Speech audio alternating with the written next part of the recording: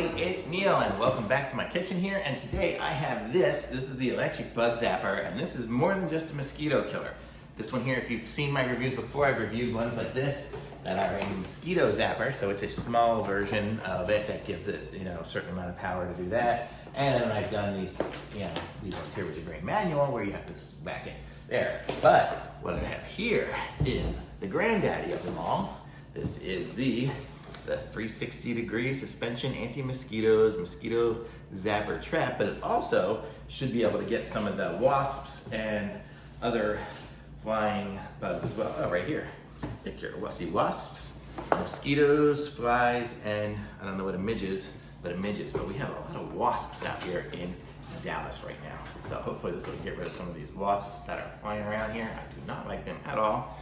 Here's the manual, and this manual here is in English there, so if you need it, you can pause it and zoom in. And then here's the other side for it right there.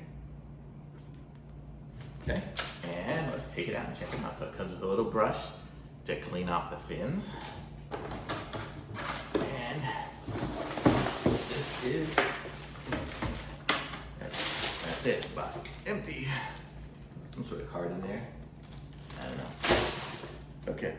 And then we have the big apparatus here. So let's undo it here. And it looks like the cord is going to be about 4 feet, so we are a little far from the plug, but we'll get it here in a second. But let's check it out and see what it looks like. This is a big square one. If you want to clean it out, we can open that up and dump out all the bugs if it accumulates them in there. And if we really need to get in there, there's a little screw, so we can unscrew it and take out everything, I guess. Put it back in and seal it back up again to get more bugs again. And I guess we just need to plug this in and let it go. It has a little hook up here so you can hang it or just put it on the table, I guess, like that.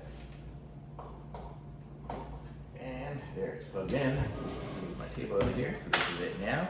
And you see it's on there, and it's got those fins that go up and down versus the whole grid pattern like on this thing here. So this one's okay if the bugs get stuck in it because you can shake them off. This one's a little harder. So this one here, if the bugs get zapped, they should fall to the bottom without getting stuck in the grid and shorting it out. Seems pretty good to me. Let me see if there's even an on-off button on there. I don't know if you ever need one or if you just turn it on and leave it on. Seems like something you would just leave on.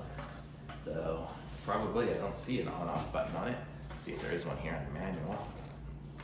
Talked about bulb replacement, that's what you can unscrew that for, so I guess it's even replaceable there. Yep, just says plug it in and let it go. So that's it, and I'm gonna be putting this outside tonight. It says it's the EndBug. I guess that's the particular model of it. I'll move it in here closer so you can see it. I'm just gonna unplug it for that process so you can see what it looks like. And it seems pretty good to me, I like it. I'm gonna give this a thumbs up here. We'll see how good it works. Hopefully it'll zap everything inside. And that's it. And I'm gonna put a link to this in the description so you guys can pick one up for yourselves.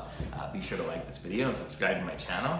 And I will be back with some other reviews soon. And I'll update in the comments if there's any issues with it, but I expect it to work as a bug zapper should. So, but I will update if you have any questions or if I forget to update in there, just go ahead and ask me and I'll reply.